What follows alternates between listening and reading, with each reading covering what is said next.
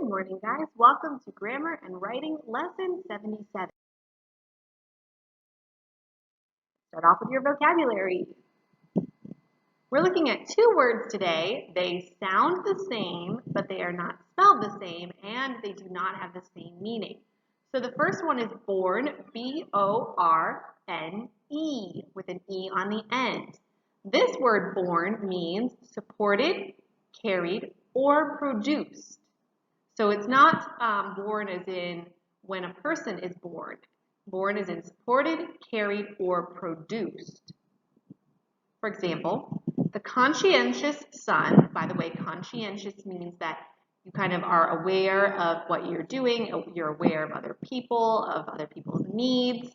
So the conscientious son had borne the responsibility of supporting his elderly parents for many years. So he's the one who carried that responsibility, he supported them, so he had borne the responsibility. The other born, this is given birth. Okay, this is the one that we're used to when a person is born, nació. For example, the infant was born 2 weeks ago. Okay, let's practice. Fill in the blank with the correct vocabulary word. Number 1, some diseases are labeled air blank because they are transmitted through the air. So think about it. The air is carrying them. Which version of born would that be?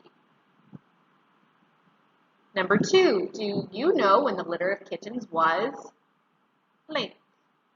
Which born is this one?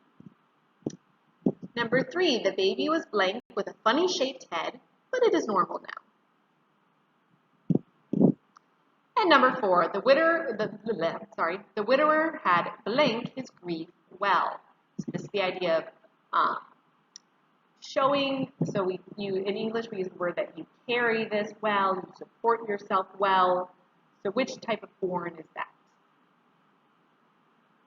Okay, number 1, born with an E because they're being carried through the air. Number 2, born no E because it's given birth. Number 3, also born no E because it's talking about a baby being given birth. And the widower had born with an E because it's being carried, supporting. All right, now we're going to talk about our grammar, principal parts of verbs. The principal parts of a verb, those are the main forms that a verb takes. When you use a verb, these are the main forms that you use with that verb. So the first one is the present tense, or the present principal parts. Then we have the present participle. Then we have the past. Then we have the past participle. And we use one of these 4 forms in order to create our verbs, in order to create the forms of the verbs that we use in our tenses. We're going to talk about tenses right after we look at our irregular verb chart, which is what you will see coming up soon. I believe in our next grammar lesson, I think on Thursday, we'll look at that chart. And then next week we'll start talking about the tenses. But our tenses will use one of these 4 forms in order to form each tense. So the present form. This is formed by using the present tense of the singular verb. It's used to express present time, something that is true at all times, and we use it when we form the future tense, so it also will show future time. For example, adapt, elude, wave. Those are all verbs in their present tense. Present participle. This is formed by adding a being verb in front of the verb, am, is, are, was, were, be, being, been, those are your being verbs, and ing to the end of the singular verb. This is used to form continuing action. For example, is adapting, are eluding, is waving. So we went from adapt, we added the ing to the end and made adapting, and we have to put that being verb in front, is adapting. We went from elude to eluding, we put the ing in the back, And then we have the being verb are in front. Is waving. Again, we put the ing in the back and put the being verb in the front, waving. Notice with allude and wave, we took off the E before we added the ing. So always take off the silent E before you add the ing. Otherwise, you have EING, and that would look funny. All right, let's talk about the past. This is formed by adding ed to most verbs.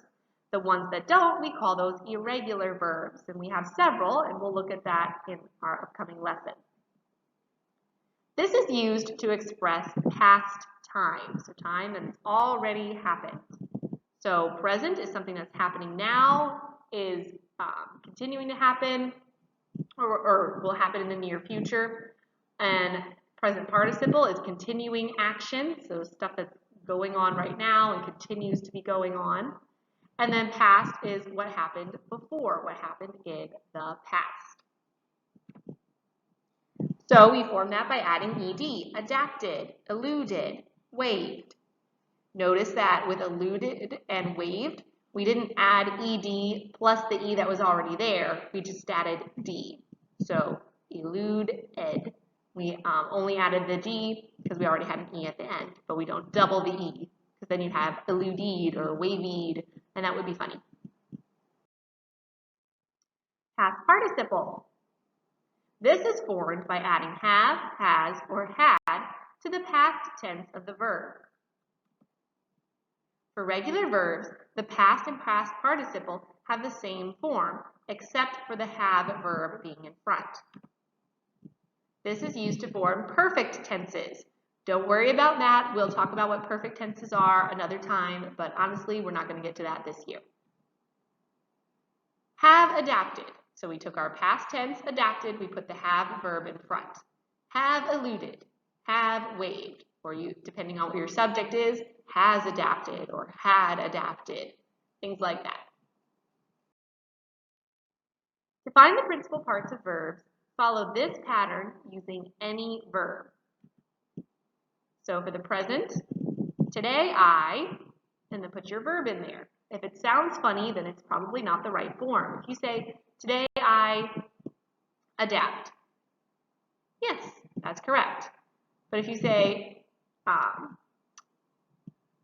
today I have adapted, that sounds funny because it's not something that's happening right now. It happened in the past. Present participle. I am adapting. So you put the ing there because you have your am, your being verb, am. Then you need to add the ing. I am adapting. Past. Yesterday I adapted. You wouldn't say yesterday I adapt because that's the present. So it doesn't sound right. And past participle. I have, and then you put your past tense, adapted. All right, so what is your homework for today? You need to complete pages 80 through 82. You need to complete the part that says example, the part that says practice, the part that says more practice, and then review set 1 through 15. Okay, it seems like a lot, but it's not really. You're just, for most of it, you are writing out the different forms of the verb, the present, the past, the present participle, and the past participle. Okay, so that's the majority of what you're going to be doing.